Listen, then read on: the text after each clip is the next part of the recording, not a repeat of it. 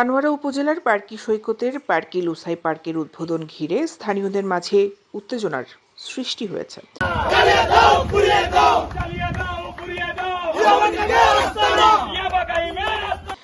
বৃহস্পতিবার 12 ডিসেম্বর বিকেল 5টায় পার্কি লুসাই পার্কের সামনে এলাকাবাসীর ব্যানারে মানববন্ধন অনুষ্ঠিত হয়।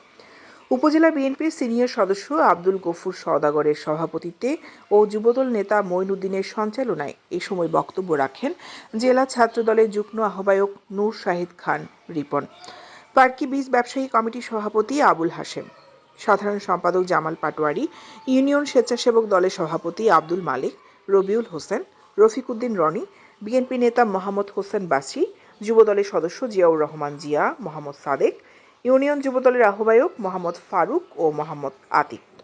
বক্তারা বলেন, লুসাই পার্কের মালিক বারসাত ইউনিয়নের chairman M A Kayum Shah এই লুসাই পার্কে বসেই কায়ুম শাহ বিএনপি নেতাকর্মীদের মামলা, হামলা ও লুটপাটের ষড়যন্ত্র করত। আওয়ামী লীগ সরকারের পতনের পর তিনি আত্মগোপনে চলে গেলেও নানা ষড়যন্ত্র অব্যাহত রেখেছেন।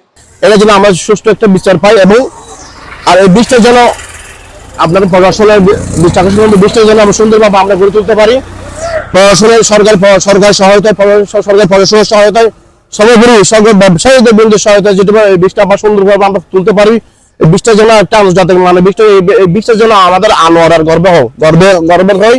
এই বিষয়টা যেন আমরা ডাল ভাত হতে পারে, এটাই আমরা প্রত্যাশা করি। ইয়াবা সম্রাট, মাদক কারবারি, সন্ত্রাসবাদ, ইয়াবা কাইম, তাকে অনেকে ফোরা কাইম বলে ডাকে। এখানে বন্দর, এখানে সাগর খাঁচা, লুসাফাগের পশ্চিম পাশে সাগর থাকার কারণে রাতের আন্ধারে ইয়াবা আনার সুবিধা হয়। এখানে ইয়াবা আনার যখন সুবিধা হয়, এই জন্য আবার বিভিন্ন লোক দ্বারাই আবার এই লুসা চালু করতে চাই।